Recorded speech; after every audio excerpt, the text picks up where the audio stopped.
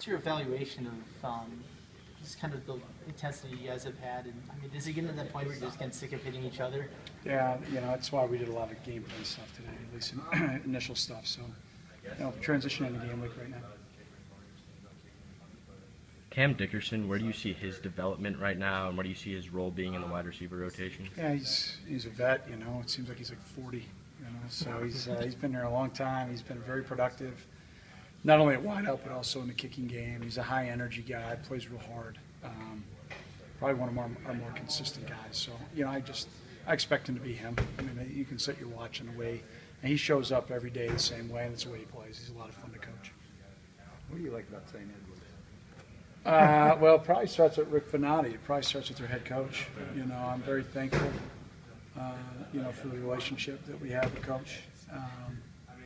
He's been terrific. He's been a guy that, has been honest every step of the way, and hopefully we've helped him as much as he's helped us.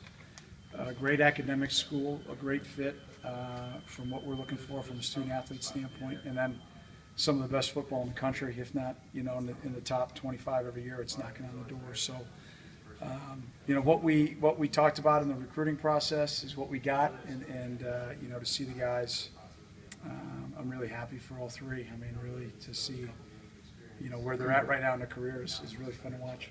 What's his background? Does he have a special background? I don't know that well enough. I should. I'm kind of embarrassed that I don't, but. He's just one of those great high school coaches out there that there's no hidden agenda. He's a lot of fun to recruit, and that school it seems like such a great pipeline for us. It's been we're very thankful for our relationship, and very thankful for the guys that we have. Have they taken over for San Oh, I'm not saying that. I'm not answering that. It's a question for those two coaches, not for me. Coach, with with Jones out for the year and Mark transferring, do you expect to see more responsibility in the offensive guys, such as Dan Vitale, for example? Yeah, I mean, I think, first of all, we knew we weren't going to have V for however long we knew, so that wasn't a surprise. Now not having him week 3 and beyond, we'll just continue to work our plan. It's unfortunate with Christian, but, we use a lot of guys.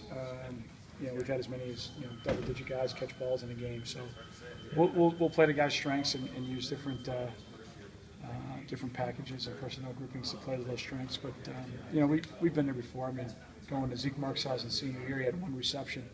He finished with 100 on his career. If you remember, he had 99 catches. So who knows who will be this year's Zeke. But we've got a lot of guys that I think had a really good camp, and we should play a lot of guys there. Coach, Dean Lowry's got it. Looks like he bulked up a little bit this year. And, what have you noticed out of him this fall? And what's the next step for his development? Yeah, I really think he's in a great place. I think that he's been a man on a mission since that Iowa game last year, and I think he really had a productive offseason.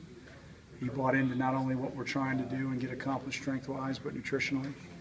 He's always had a really good fundo and technique, but now to watch the way he's playing with a motor and a tenacity.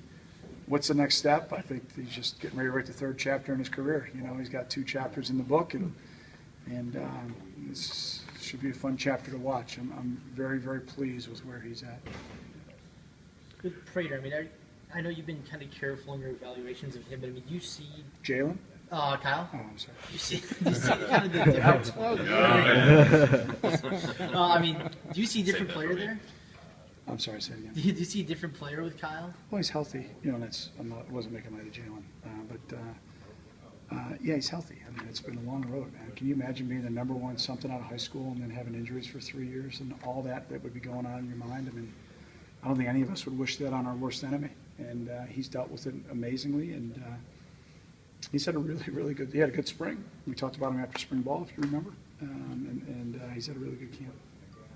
When you were recruiting Afadi out of high school, you'd only been playing a few years of organized football. How raw was he then, and where is he now in terms of his development? I think raw is kind of like beauty in the eye of the beholder. I think he was just a guy that hadn't had a lot of experience. So, I just think he's developing. He's growing into his body. He's getting bigger and stronger, and he's gaining experience. There's no substitute for experience, and he's definitely getting better and better every year. Fitz, if anybody observes practice, I guess yesterday and today, and sees a bunch of interceptions, I assume there's no reason to freak out, or do you want this offense to be a little sharper now? No, I have no issues with the offense. Most of those were twos going against the ones when we did that stuff. So. What would you say, how has Zach performed during fall camp?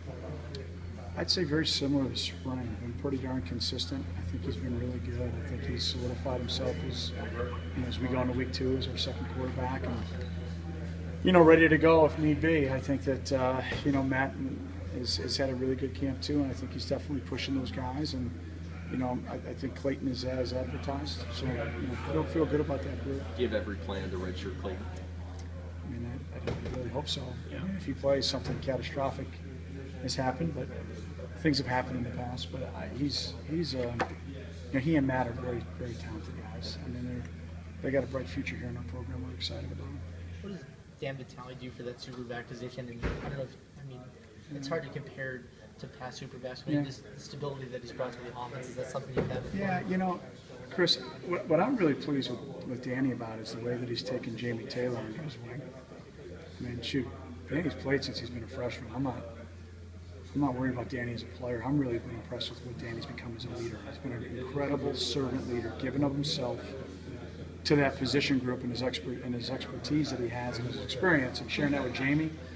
To me, that's a really unselfish guy, and that's really what's probably the most impressive to me about Danny this camp. I mean, he can flat out play. That's been evident since day one. But to see what he's done as a leader has been really impressive. I heard